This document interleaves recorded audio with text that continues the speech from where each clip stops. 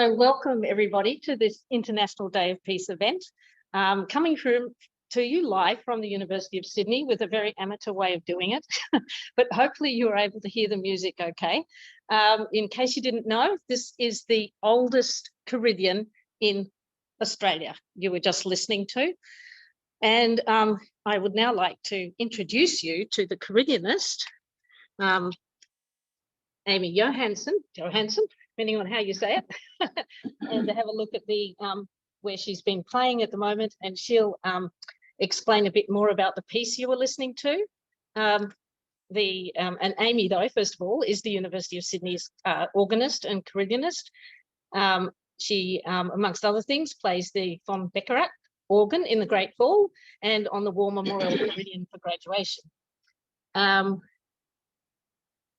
Now, there's a nice message saying it was lovely. Oh. That's good. Good to have some feedback after that. Amy also leads a team of 6 honorary Carillionists, as well as overseeing and performing in the organ and Carillion recital series. And as you'll hear in a minute, she was born and educated in the US and completed degrees in music, undergrad degrees in music in Florida and Cincinnati, and as well as postgraduate studies in London and Paris. So I would like to then hand over to, I'll stay here, but hand over to Amy to say a little bit about the piece, Anzac Echoes, and a little bit about the Carillion year and its significance for International Day of Peace. Although it's called a war memorial, we always are thinking of peace, and in a way that our Carillion would be called a peace memorial, but it was called a war memorial because of the time just after the World War I, and with approximately 230 people from the university, students and all sorts of people who came from the university, went over to the war, and many did not come back, the 230 or so. So they decided they would do something that would be a good reminder of what happened, to remember the people who didn't come back. And so they talked about, pools and tennis courts and statues and whatever. And then they thought they heard these instruments while they were over, the ones who were there and could hear in Belgium and France, the early Carillions that had been over there already for a long time. And so they thought, let's try that. And so they decided to make a Carillion. And so at that time it was called a war memorial Carillion because it was to remember the old people that they weren't going to see anymore. And the bells, there are 54 bells above us up there. and they, each one has names on it, name of the departed soldier, son, whatever. And also some have the names for faculties. So the faculties sponsored a whole bell for many people who had all gone from that faculty. So that is why we became a war memorial Carillion, but we're all for peace. And so anyone who writes, and there's more people writing peace songs or peace music to be played on the Carillion, like this one that was just played, Anzac Echoes. It was a very special thing to commission someone who's really one of the best Carillionists in the world and one of the best Carillion composers. And so maybe you heard this or not, it's just a nice piece anyway, even if you didn't hear. There were 3 bits that you may have recognized. And the first was bits of, oh gosh, I've forgotten. I heard Advanced Australian Peace. Yes, that's in there too. But the last post starts it. So you hear bom, bom, bom, bom, bom, bom in the feet. And then you do have Advanced Australia Fair. And then at the end, that whole long last section is a sneaky waltzy Matilda underneath it. So you may have heard this or not, but it gets played every Anzac Day at early times in the morning, 5 o'clock or something. So come along to that. You'll hear it again next Anzac Day. Thank you. Thank you so much. Your question. No, that's totally, I think that's very helpful to explain the significance. And to also link us to the focus of the rest of the session, when I'll hand over to Lindsay, Mell in a few minutes to introduce the rest of the session as the MC, to talking about the connection between war memorials and peace memorials, and how can they be peace memorials in the context of setting up peace museums rather than just having war museums, and also in the context of a war Carillion being able to be played, a war memorial Carillion being able to play for peace as well, and recognizing that that working towards peace and ending war isn't contradicted by the idea of remembering those who sacrificed. So we want to do both, right? And to work out how to prevent it happening again. So I just wanted to say a little bit more about Bells for Peace. And of course, I'm Dr. Wendy Lamont. Sorry, I didn't introduce myself, but it's got my name there. And I'm at the University of Sydney and was excited to be able to come up to see the Carillion. 77 steps, I think, to get to the Carillion where I am now, and another 54 to go right up to the top. I went up about 10 more on my way to hopefully make the sound okay. And it reminded me of one of the ways that you might think of peace as being like a Carillion, or getting to a Carillion. It's a journey, but when you get there, it's a struggle and a journey, but when you get there, it's worthwhile. So thinking about it that way, but also about the long association of bells with peace, as I was saying before. And just before, I think it was last week, that the UN Secretary General rang the peace bell for International Day of Peace. And he talked about reflecting the meaning and the necessity of peace as the purpose, and not only in terms of ending the scourge of war, but also the building of peaceful and more just communities.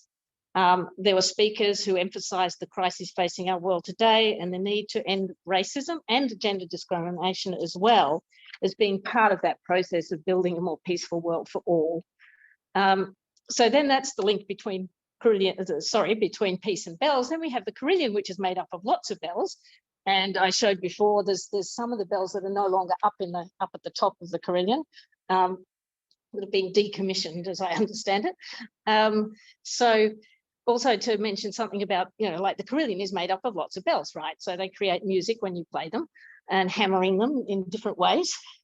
And to mention that this Carillion, as well as the National Carillion in Canberra and the one in Bathurst, all contributed to the Ukrainian work. It was a day or a weekend that was about peace for Ukraine. So all the Carillions played Ukrainian folk music, they played prayers for peace, and they played songs for peace on that weekend. So that's another part of the connection. Also, that this is part of, there's an international, it's called the World Carillion Foundation, which organised that initiative for Ukraine for Peace, but also in 2017, 5 years ago, in the Peace Palace, they set up the War Memorial and Peace Carillions organisation. The WMPC was launched, so you can look at a website for that.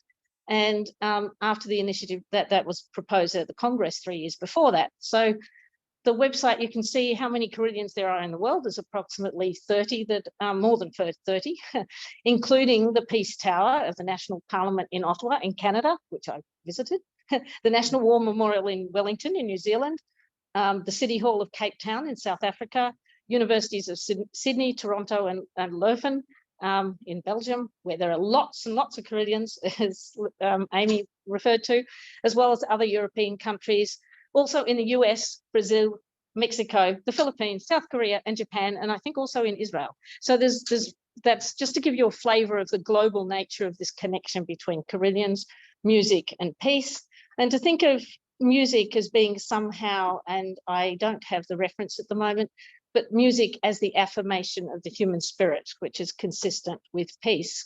And I'm going to just finish with something which Amy's going to read out to you, which I think will be self-explanatory. It's an excerpt from a book that was written by Luc Rombouts, who is the Carillionist of Leuven University. And I think he has 4 other places to play today. But he wrote this, and we've got it as our little motto here on the Carillion, because it makes us all feel a little bit peaceful. So, okay, in this book, I wished to describe the close link between Carillion music and society, The Carillion, for that matter, is a suitable metaphor for our complex society. When it plays, dozens of bells of diverse weights interact, and their many partial notes and eternal decay cause them to collide. However, thanks to the Carillioner, they are able to transcend their individuality and evolve from chaos into harmony and beauty. The Carillioner transforms multiplicity into unity. Which perhaps is a good reason to hope that the tradition of Carillion music will continue in the world for generations to come. Thanks, Very Amy. nice words. Yeah, thank you. And for those familiar with peace building and conflict transformation, those ideas sound very familiar. So thank you very much. Yes, it is very different for a piano. So we can talk more about Carillions. I can put some information on the shared thing later. But yeah, but I fear that I probably should be passing over to Lindsay now to continue with the session. And thanks everybody for joining us.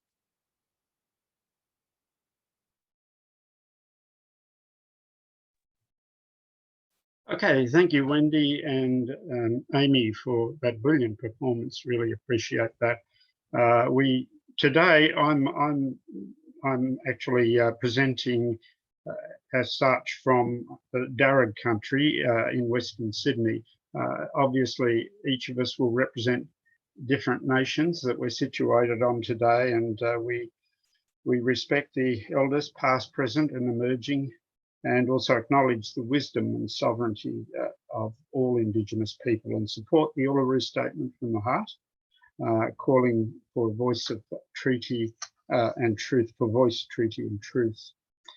So I'm here partly to introduce Dr. Anne Noonan for you, and our association goes back almost 30 years, so it's quite an extensive period.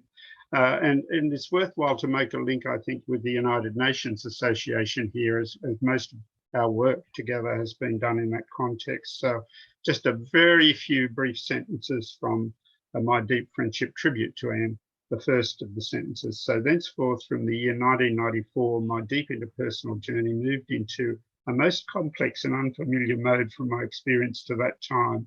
Consequently, my life and work associated with the United Nations Association Community Project reflected this sense of challenge and struggle as I sought ever more expansive, substantial ways of sharing my experience resolutely in the always supportive and sensitive context of the project and its members. So throughout 2003 to 2010, I prepared many overviews of deep friendships vital for me as I progressed on the life journey. And it's become essential for my good close friends in the group and to be aware of this material, so the comprehensive, authentic place, significance, meaning, relevance, and resonance of my personal journey through this project can be brought forward. And just to conclude, it's my deepest belief that only through acceptance of such a profound responsibility in all my integrity can I genuinely further my distinctive contribution and legacy to the heritage of my times. And it seems to me that today's session is very much about the contribution of different people to the heritage of our times in whichever era that we live, as Amy's presentation and also Wendy's has emphasised today. So today, Anne will introduce Dr. Sue Wareham from the Medical Association for Prevention of War. And Sue will speak on the Australian War Memorial and the omission of Australian frontier wars therein in that memorial. We'll have a response from Dr. Nina Burridge and some reflections around that theme. And then Liz Bowen will consider the vision, purpose and activities of our Australian Network for Museums for Peace. Now, introducing Anne. Anne has held presidencies in the Women's International League for Peace and Freedom, of the Medical Association for the Prevention of War, and the Young Society of Sydney. So a very distinguished background, and thank you, Anne. If you'd like to introduce Sue, that would be great. Thank you. I appreciate it. Well, thanks very much, Lindsay. I'll just acknowledge your very kind introduction of me and say We've had many good conversations and connections, and I guess conversation, throwing stuff between, making new stuff happen. That seemed a bit like the Carillion stuff as well. And I was thinking about museums. Muse comes from one of the daughters of Noonan, which is memory. And because we were having the Carillion today, I looked up the Muse for music, and it's Utepe. But I think that is what museums are about, making memory happen. And echoing what Wendy has said, how to make it happen in a decent and honourable way. And as we said, Sue is going to talk about the War Memorial in Canberra and trying to make it decent and honourable. I've known Sue for a very long time. We're both members of MAPW. Sue has been a forerunner in organisations like ICAN, which is the International Campaign Against Nuclear War, the Treaty for the Prohibition of Nuclear Weapons, which we're hoping the Labor Party will sign up for Australia. It is ratified now by the UN. So I've known Sue in all those contexts, as well as being a very good friend. I know of her international trips. She was one of the first people to go to Iraq. She will speak out even when it's difficult, say about various positions on Ukraine and China. And gives me a lot of pleasure to introduce you, Sue.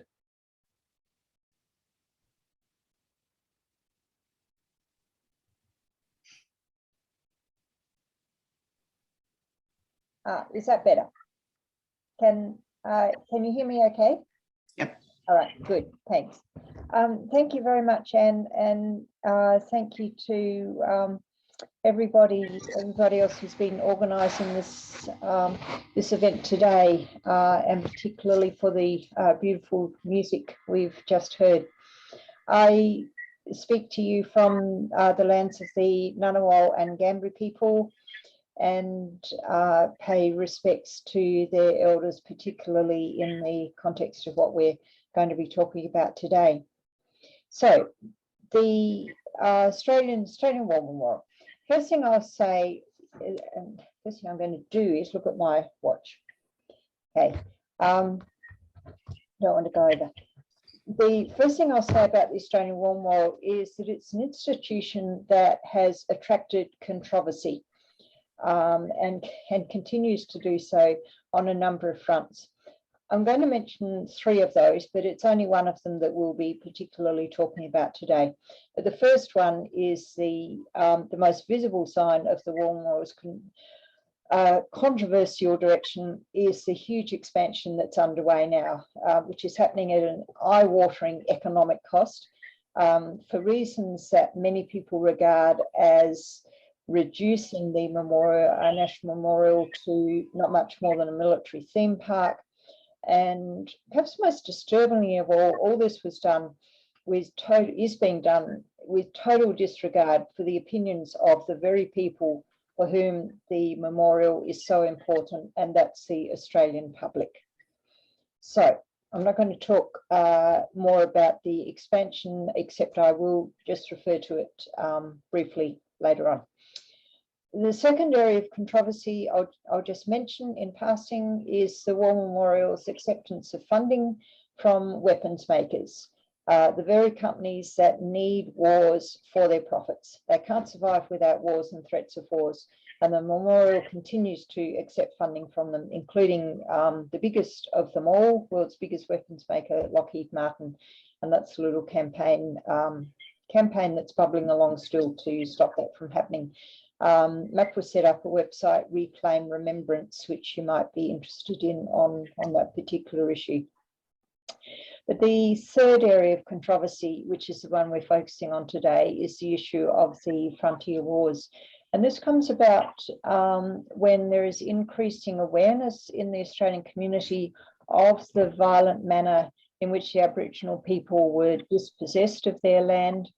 And this awareness and concern, not just awareness, but concern, is being manifest in in a number of ways. For example, the controversy over the date on which Australia Day should be celebrated, whether it's a celebration or commemoration or what. So increasing awareness of some of the dark history of this country. So that's the context in which I'll be saying a little about the War Memorial's failure to recognise and commemorate. And I want to put emphasis on those words, and commemorate, because it's not just a matter of recognising that the frontier wars happened. It's a matter of actually commemorating it, commemorating them, commemorating the losses. And there's a very important distinction there. So recognising and commemorating these conflicts by which the First Nations people were dispossessed of their land. Now, calls for this to happen at the memorial have been around for decades, and people like Peter Stanley, who was chief historian at the memorial for a long time, he's been calling for this to happen for quite some time, and others. The calls for this to happen at the memorial have been renewed and strengthened recently, and I'll mention a couple of the developments later before finishing. But even still, the memorial is still refusing to seriously engage on this issue and continues with a fairly arbitrary focus on Australia's wars fought overseas. And they state that the frontier wars are important, but they don't belong in the memorial, they belong somewhere else. So here we have an extraordinary paradox, which is that the only wars which were fought on Australian soil, only wars in which Australians fought on our soil, are the only wars which are not commemorated at the Australian War Memorial. How many people died in the frontier wars? We don't know. We don't have an exact figure, but we have some estimates thanks to sterling work by historians Henry Reynolds, Lyndall Ryan, Peter Stanley I mentioned, and others. The total number of deaths in around the early 1980s, there was an estimate of around 20,000 First Nations people died, but later estimates are putting it up to 3 or 4 times that. And there could have been as many as 60,000 deaths in Queensland alone. Now, if it's around 60,000 or more, then that's about or exceeding the number of Australians who died in World War I. Now, many of the First Nations people who were killed were fighters, many were not, but were nevertheless caught up in the hundreds, literally hundreds of massacres that took place across the country from the late 1700s right up until the 1920s. Generally, there were no formal repercussions for these killings.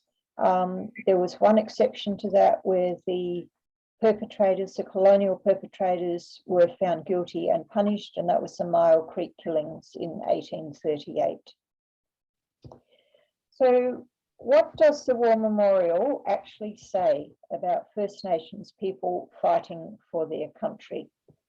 Well, it's not that the memorial doesn't recognise frontier violence, they do, but it's all very piecemeal, it's uncoordinated, it's very low key. There's no connecting of the dots and saying that this was a war and it must be commemorated as a war. The memorial is far more keen to talk about the Indigenous people who fought in the uniform of the King or the Queen. That seems a much more noble thing. And it's almost as if the memorial is saying that somehow this negates the terrible harm that was done to the First Nations people. And I believe Brendan Nelson, former director of the memorial, even almost put it in those terms at one stage, saying, look, they turned around and fought for king and country. So, you know, they didn't have really hard feelings about it. Don't quote me on that. Those weren't his exact words, but that's sort of the gist of the message that came out. The memorial recently, you probably recall, we're quite excited and very pleased to announce evidence when it came out of an Indigenous man who died in the Boer War. but not the same enthusiasm for all the evidence of the frontier wars. So as mentioned, the memorial really needs to believe and convince us that the frontier wars were not really wars, and therefore not worthy of commemoration along with the rest of our wars. But archives from the time have definite reference to these conflicts as war. In addition, if we look at the War Memorial Act of 1980, which is the parliamentary act that governs what the memorial can and must do, it states to disseminate, in part, to disseminate information relating to Australian military history, but that Australian military history covers, according to the Act, wars and warlike operations. So even if you believe against the evidence that these were not wars, then surely they amounted to warlike operations. The memorial also uses the War Memorial Act to falsely claim that the Act only empowers the memorial to show the history of forces raised in Australia rather than those who came from Britain, the colonial settlers. But as Peter Stanley points out, even under this definition, these were wars, because the mounted police were raised in Australia and took part in some of the frontier conflict. And in fact, in 1986, Peter Stanley wrote a book called The Remote Garrison, the British Army in Australia. And there's ample other evidence of forces raised in Australia taking part in these conflicts.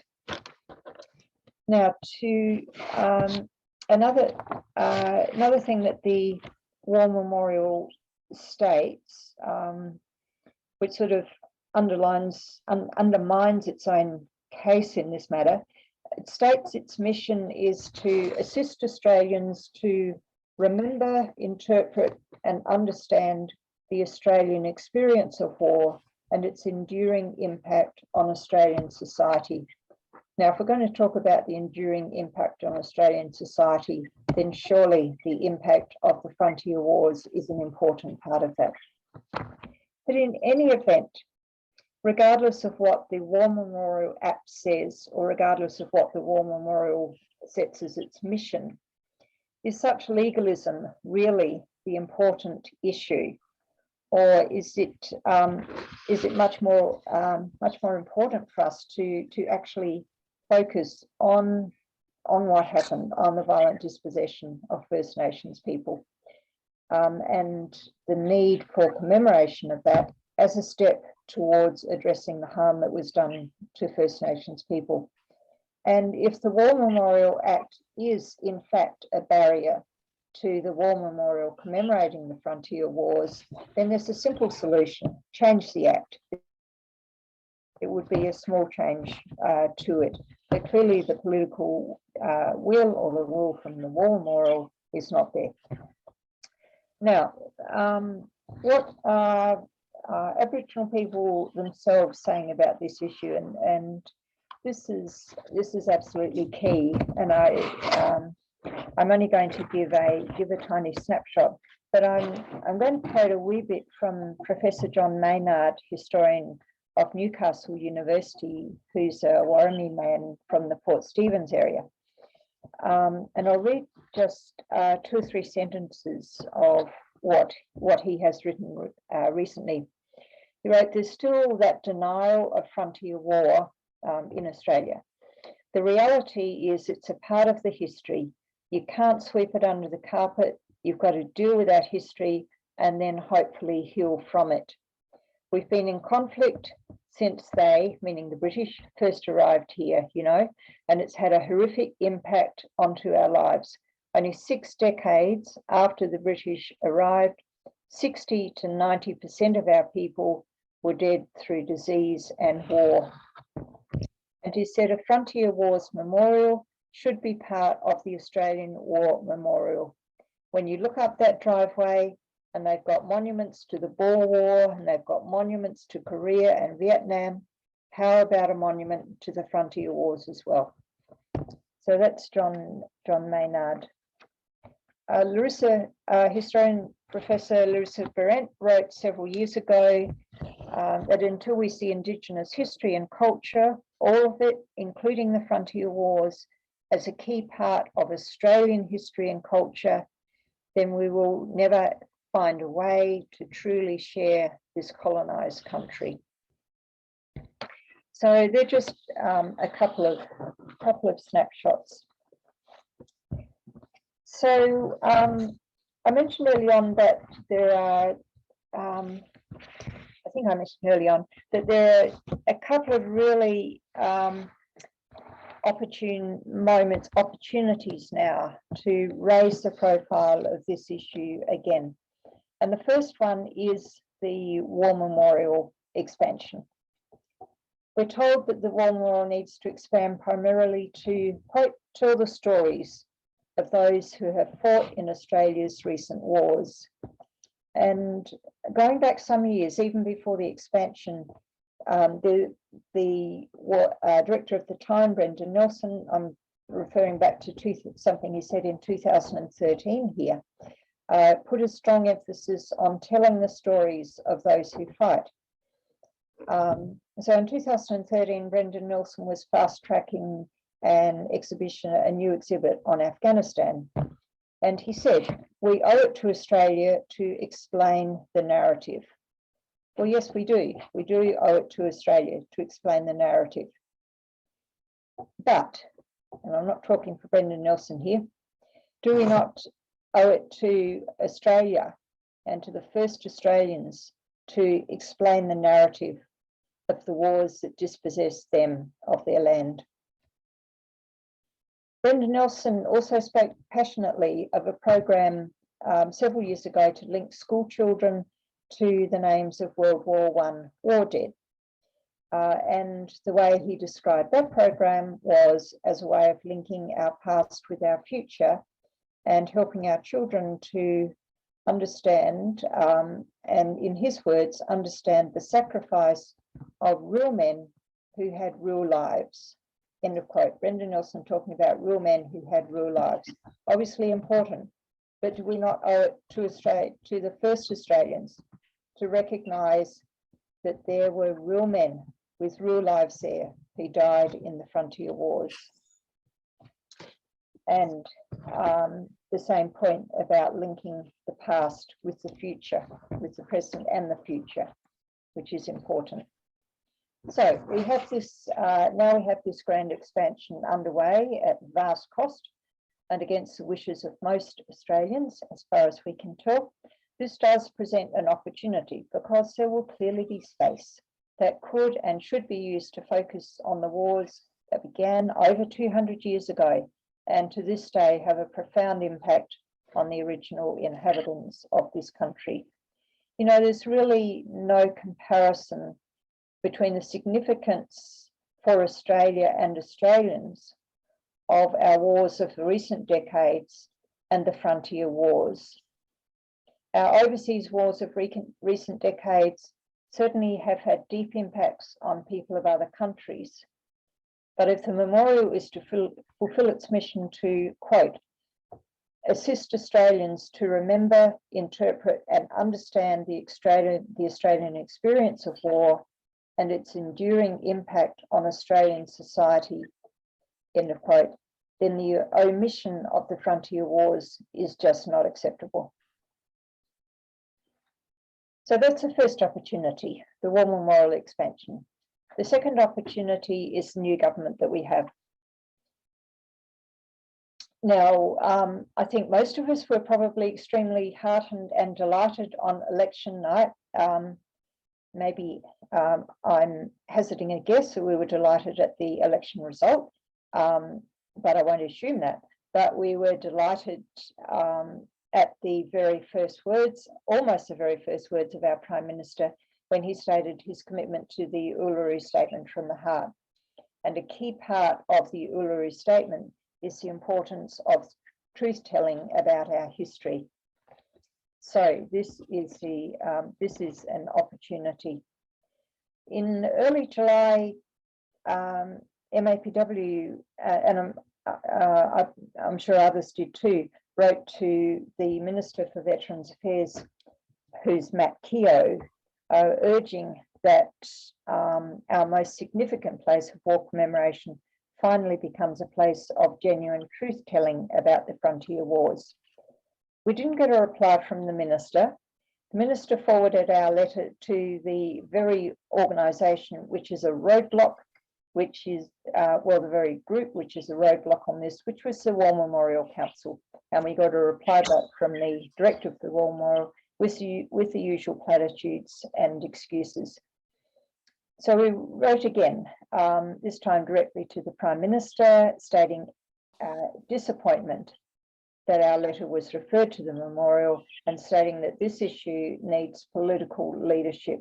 The very institution which is blocking progress on this, the leadership of that institution cannot be trusted to carry us forward with this on this issue. So this is an ongoing issue, and I'm sure you're all aware that Rachel Perkins' series, three-part series, is starting tonight on SBS television, The Australian Wars, and that will be worth watching. Have I got a few more minutes? Okay, I'll just go on a wee bit.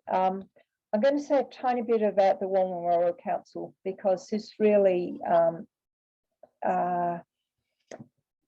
is a big part of the problem. The council is disproportionately made up of current or former professional military people. Over half of the council members are either former or current professional military. And this is unlike the people, the Australian public. The council is not representative of the Australian public and of the people for whom the memorial is deeply meaningful.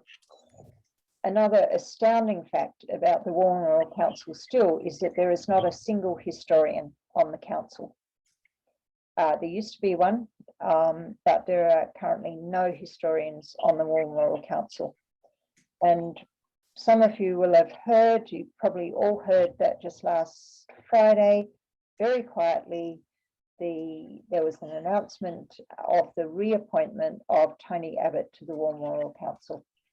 So there doesn't seem much political will at the moment to change the direction of the council. Okay, I'm going to just finish, and I think David Stevens is on the call here, and I want to pay tribute to David Stevens' work, who I think has done more than anybody to keep us informed about what's happening at the memorial, and played a leading role in just about all, certainly in opposing the expansion, and is still keeping us well informed and well advised about this issue of the frontier wars. David, excuse me reading from what you've written, David, if you're there. David has suggested 3 things that the memorial should be doing. The memorial should have an Australian Frontier Wars gallery as part of the additional space being built in the extension. That's number 1. Number 2, the memorial needs to add a prominent panel to its roll of honour to commemorate the dead of the Frontier Wars. And number 3, the words Australian Frontier Wars should be carved into the walls of the memorial surrounding the pool of reflection. So I think that would be a very good start. Just one sentence to finish off. Why is this important? I think it's important because truth-telling is absolutely key and fundamental to our learning from the past and preventing the same harms being done in the future. And truth-telling in relation to the frontier wars is critical. If we don't grasp this opportunity now to tell the stories of and commemorate the frontier wars, then we lose the opportunity to understand the present and the ongoing impact of those wars and that dispossession. and this will remain a barrier to true recollection between First Nations people and those of us who came much more recently. Thank you very much. I'll leave it there, but really be pleased to hear from others.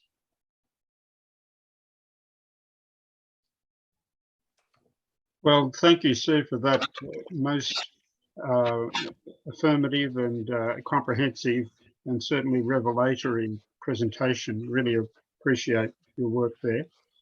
I wonder if anyone's got any questions. I'm not sure that I'm supposed to be monitoring the questions, but if anyone has any questions, please go ahead.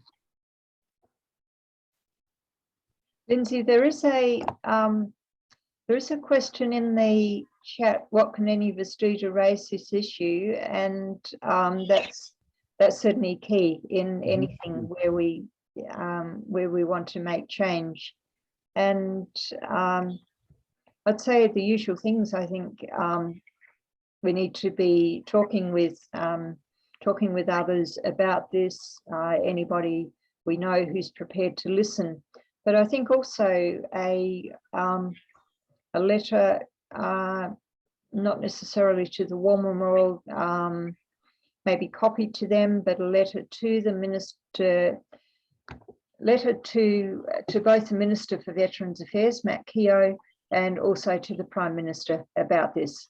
And I think commend the Prime Minister on his commitment to the Uluru Statement, point out the importance of truth-telling as part of the Uluru Statement, and point out the importance of truth-telling in relation to the frontier wars and the commemoration of those wars in our National Place of War commemoration. So I think letters along those lines would be extremely useful. I notice your hand's up, David. Would you like to ask a question?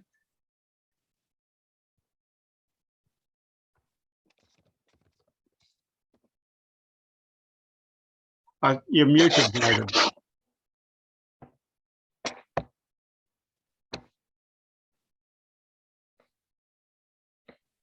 Just while we're finding David, there was a question about the funding for the expansion. It was originally said to be $500 million, $500 million. It's gone up another 10%, another 50 million, and no doubt it will go up further. Right. Yeah, thanks for that, Sue. And go ahead, David. Yeah, sorry, I just didn't know which button to press. Can I ask, this is not meant to be a rude question, but of the 30 odd people on this broadcast, how many are Indigenous? I suspect the answer is none, and this has been an issue. My colleague Alan Stevens, no relation, Peter Stanley, and I first raised this issue 10 years ago, and it had been raised before that.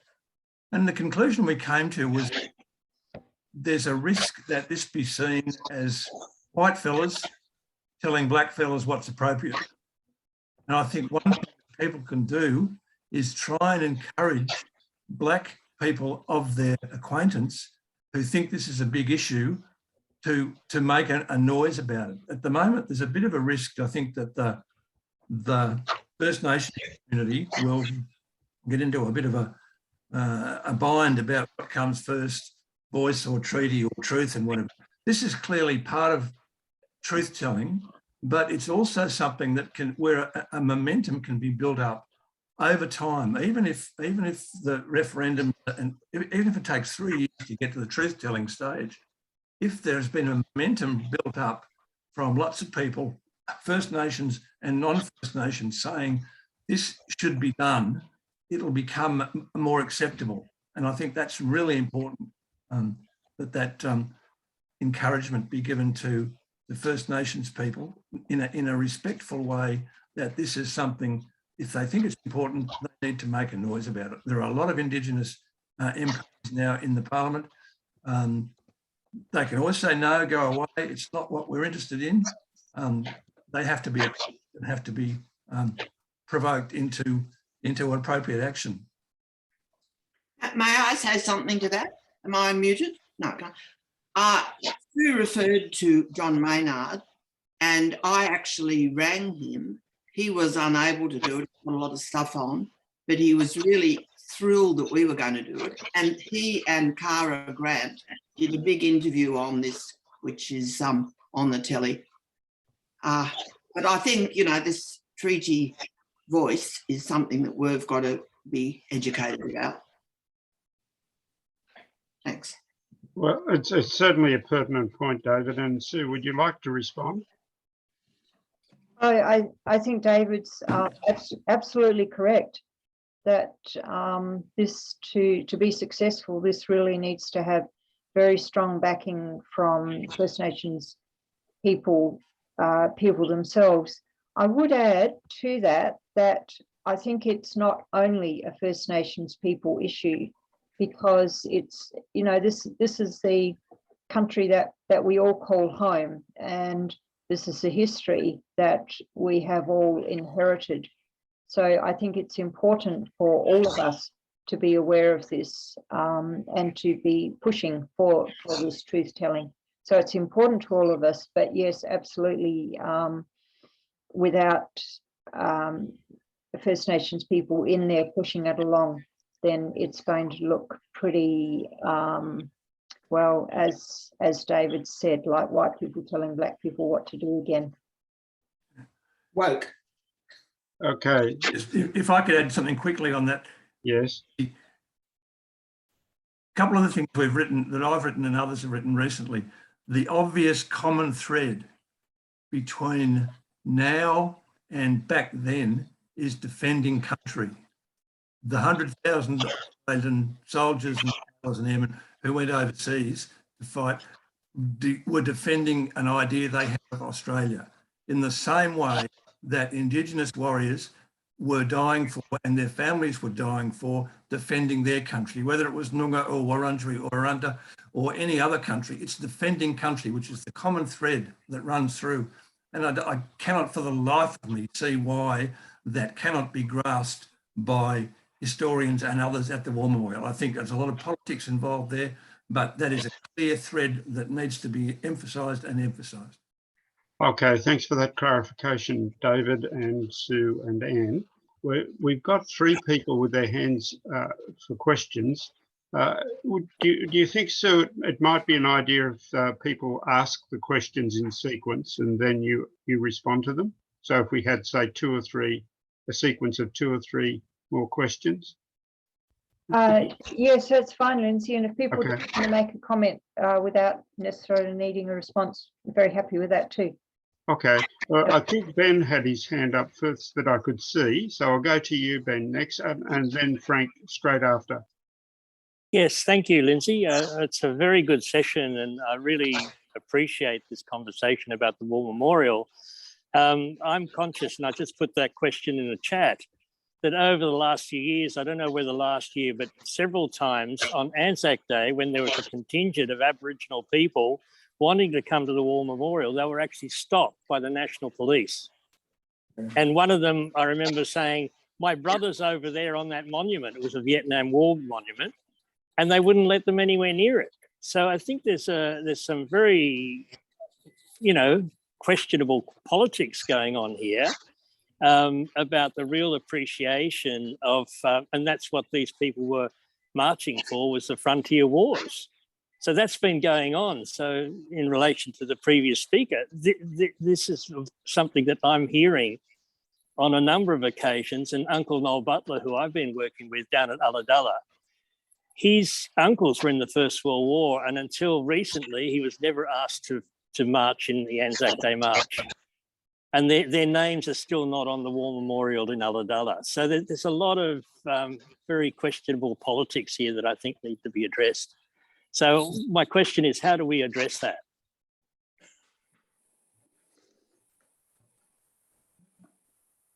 Thanks very much, Ben.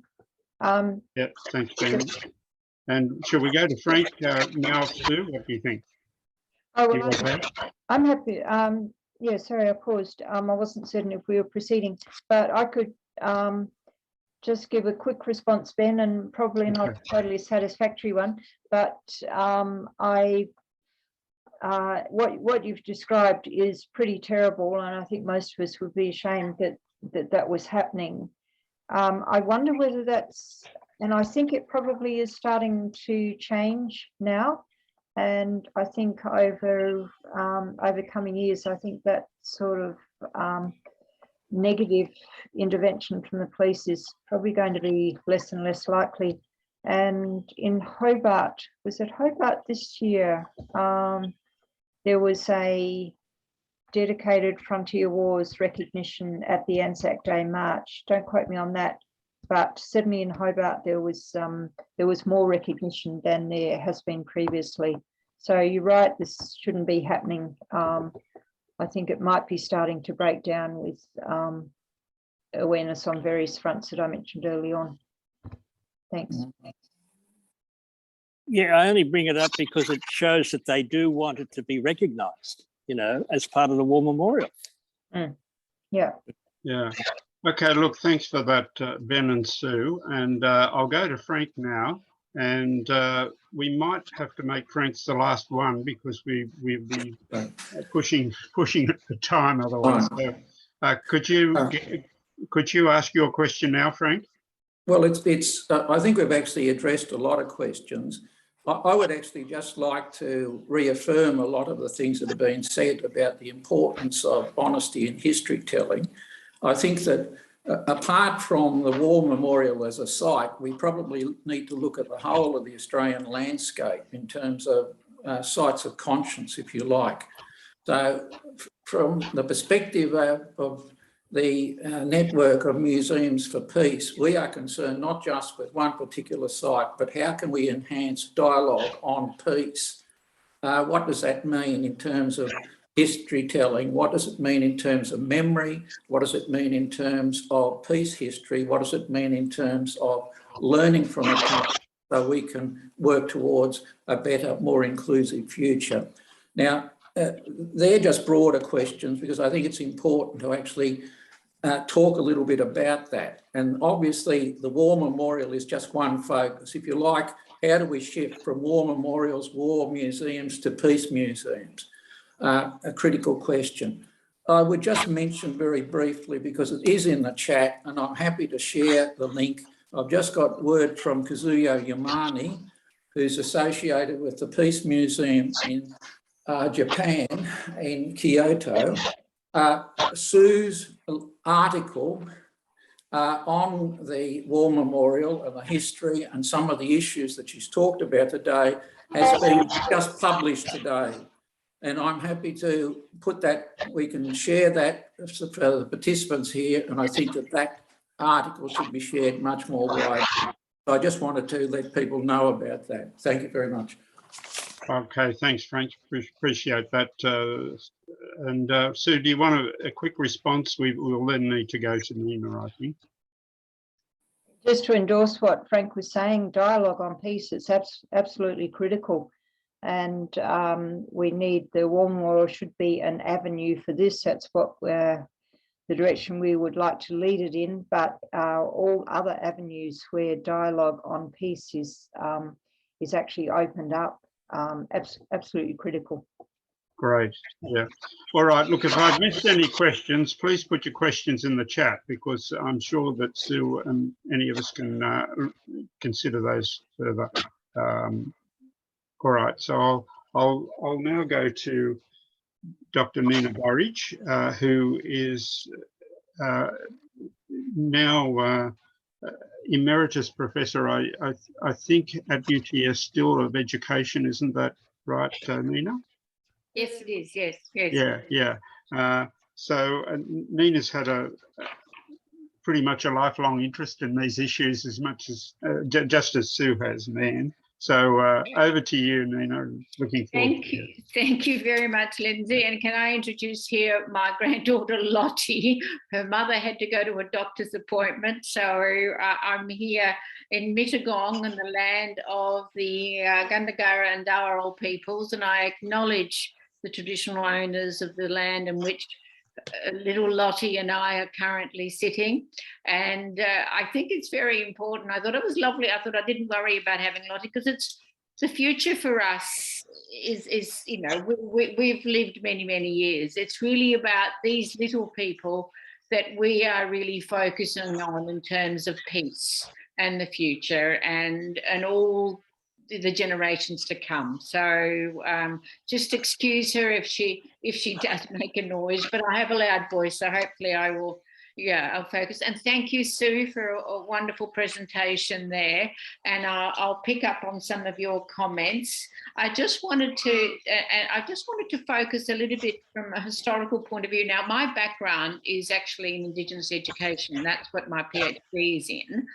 And I spent a number of years going around schools, etc., and looking at reconciliation in school, what's happening in terms of reconciliation in the 90s and the 1990s and beyond.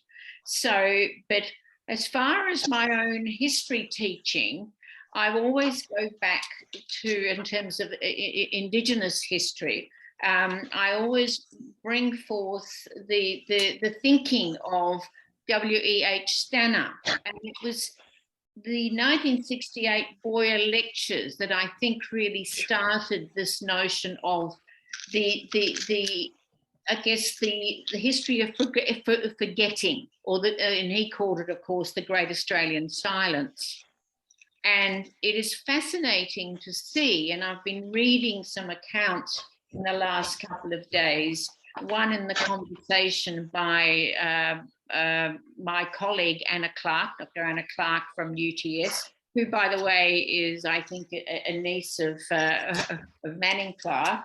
And of course, she sort of was documenting in her latest book as well that she's done on the writing of Australian history, how there had been that history of omission, or as he called it, a history of forgetfulness, of how Stanner called it. And he basically said, and I'll read you a quote that I have, it's a structural matter. It isn't something that is actually just absent-mindedness, he's saying. It's a structural matter. It's a view from a window which has been carefully placed to exclude a whole quadrant of the landscape, which may well have begun as a simple forgetting of the other possible view, turned under habit over time into something like a cult of forgetfulness practiced on a national scale. And the fascinating thing that a couple of my other colleagues, Hayley Norman, Professor Hayley Norman, and Dr. Anne-Marie Payne, again, and the article came out in the conversation today, funnily enough, is that the silence still exists. And that's the point, I think, that I've just put Lottie on the ground, that Sue is making, that the silence is still there. And we need to really focus on this. Now, it was interesting what Stephen was saying, that we don't have Indigenous people speaking today. And I have a number of Indigenous friends who again, it was difficult to get them to present. But at the same time, and my work in reconciliation, reconciliation is not just about Aboriginal people reconciling their fate. It is about non-Aboriginal people acknowledging the past and the atrocities that occurred, and also making an effort to account for it, to really focus on pushing for change. And I think that's the important thing, is that I always said to my students about reconciliation, it's about really non-Aboriginal people making an effort to implement change. And that's what I'm suggesting in terms of what Sue was saying about, for example, the War Council, the War Memorial Council. Certainly, it staggers me that they don't have representation from a broader community, that they don't have Indigenous representation. And I was reading in the article by Professor Heidi Norman today, and Anne-Marie Payne, that only 64% of people, this is a quote by the Reconciliation Committee, Reconciliation Australia, only 64% of people actually acknowledge that the frontier wars did exist.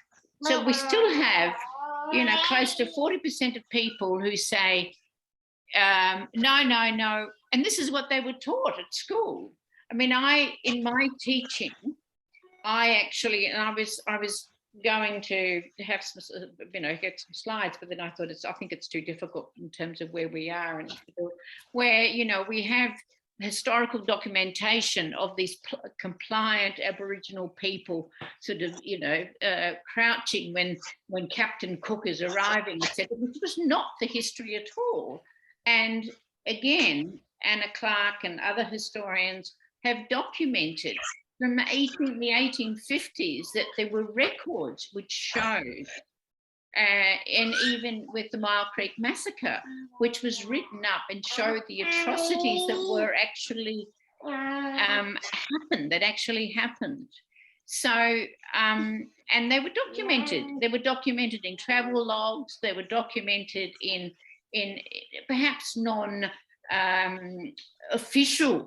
documentation. And this is the interesting thing about the silence part, but they were there, but we chose to ignore them. And I think that is what we have to come to terms with, that if we are going to accept this idea of truth-telling and honesty and reconciliation, and as I said to my students, you know, when people come to Australia, you know what they want? They don't come to see me, you know, this regular white fella. They want to look at our Indigenous culture. That's what's unique about Australia. So it's very important that we focus on that. And then connecting the idea of peace and reconciliation to looking at the War Memorial and acknowledging our past is crucial to me. So thank you so much, Sue, for actually engaging us in that discussion. And I know that, sorry, Lottie's getting angry. Yes, rage, Lottie, rage. And I think I was thinking in terms of answering that question, what can we do? And you mentioned writing to your politicians. I mean, I remember going to the 1997 Reconciliation Convention and turning our backs to the Prime Minister because he refused, that was John Howard, because he refused to, you know, make an apology to Aboriginal peoples. It might be appropriate to say to, you know, the Reconciliation Australia, perhaps we should have another national convention like this and really discuss these issues where both Black and white and you know, Aboriginal and non-Indigenous people come to the table discussing it as well. But we could certainly pressure our politicians. We could certainly focus on our education ministers and say, we need to acknowledge the war. I mean, there has been change, certainly. And as, you know, after William Stanner in 1968, a whole lot of historians, and they've been mentioned, Sue's mentioned them. I mean, Henry Reynolds was speaking on Radio National yesterday with Rachel Perkins. He was key in the 80s about writing books about the frontier wars then, etc. And he has ever since then. Of course, there's a whole lot of people, but I wonder how much of that is actually, and it would be interesting to have some research on it, how much of it is you know, does it leak down to high school, junior schools, etc. So that's an important point to think about. So I think we all have to take on the role of being agents of change in this matter, to really focus on contacting our politicians, looking at our schools and what's happening. And now's the time, with the Uluru Statement coming, we do have to change the thinking of a number of people to really take a step forward and make the change happen. So, and again, you know, look at the War Memorial and look at their committee and go, well, change is needed there. So I would hope that perhaps through our focus on this, we have a time when reconciliation and a much more peaceful outlook for Australia will happen. Yeah, so, you know, here's hoping. Great, thanks Nina for the excellent background material that you've provided there and references. Tim Ford from the United Nations Association, my colleague, was just asking about what's happening with the Australian Network for Museums for Peace in this context, and that's when we'll hear, for now we'll hear from Liz Bowen to consider the vision, purpose and activities of ANMP. So over to Liz. I won't waste any more time to comment, and then maybe we can sort of wrap up after Liz's talk, and questions can go in the chat from now. So just to alert people that we may need to wrap up soon. But yeah, over to you, Liz. Thanks, Lindsay, and thanks everybody for joining today. I am going to be brief. And thank you, Sue, for such a clear presentation on the central narrative of the frontier wars missing from the War Memorial. I'm here to briefly share with you about our Australian Network of Museums for Peace project. As a diverse group of peace enthusiasts, we met at a University of New England peace conference pre-pandemic. So as a loose collective, ANMP was born at the start of the pandemic, and as such has been shaped in part by the disruption and idiosyncrasies of these last few years. Throughout the lockdowns, we met on Zoom frequently early on Saturday evenings, and I have to say these online meetings were an amazing encouragement through those isolated times. It was and still is a privilege to be part of conversations around positive peace and dream and discuss how we can create spaces to tell the stories about peacemakers, protesters of war, social injustice and nuclear madness, and those heroes seeking to address truth-telling in our history. I think one of the things that does make us less standard in our approach to museum making is the fact that we do take such delight in each other's company, and friendship, laughter and sharing struggles have characterized some portion of the meetings. Two of our members are on the board of the International Network of Museums for Peace, and we made our debut contributing our story that we titled Visualizing Peace with Justice, Narratives of Resistance, Education and Dialogue at their 10th International Conference. From there, we have participated in Raising Peace twice now and filmed a presentation at the Quarantine Station titled From Pandemic to Peace Building, Creating Cultures of Peace as a New Normal. And this was presented at an Italian peace conference in 2021. And we have quite a few conferences coming up over the next few months. Part of the story of ANMP is the Peace poster collection from the former Centre for Peace and Conflict Studies, the majority of which are now displayed at the Whakagakai International Australian Culture Centre in Homebush Bay, and I'm a member of Whakagakai. This significant collection depicts a variety of peace and anti-war themes, showcasing the role of public protest and social movements, and the images and inspiring words of significant leaders such as Gandhi, King, and Mandela. These posters are the foundation of a vision to build a virtual peace museum. We are aiming to digitize them and in addition, document peace activism and celebrate peace spaces, including some of the amazing work from one of our members, Peter Herborn, on peace trails.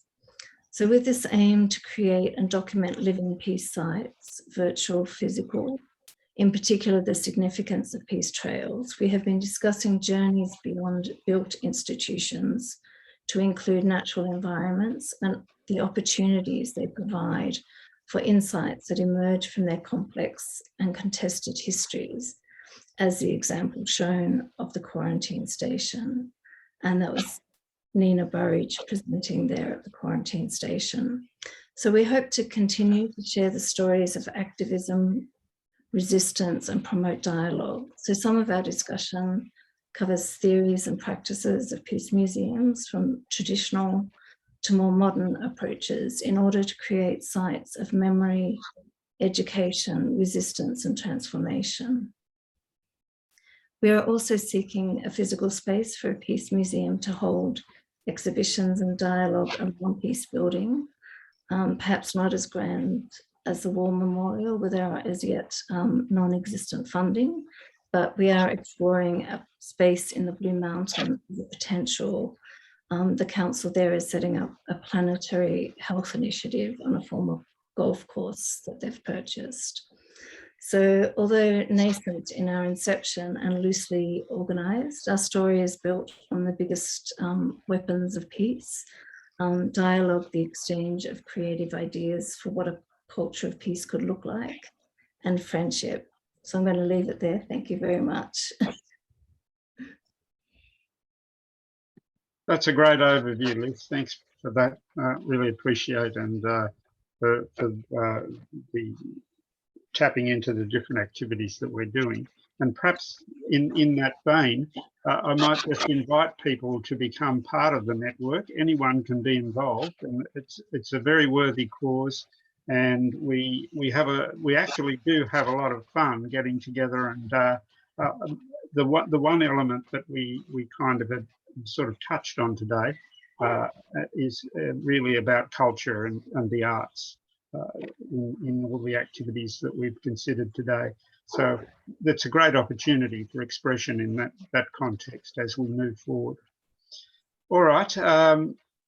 So I think that's probably all we'll have time for. We have about 3 minutes. Do people have questions at all about any of the activities? We had a fairly extensive session previously, but you might have one or two that haven't been answered yet.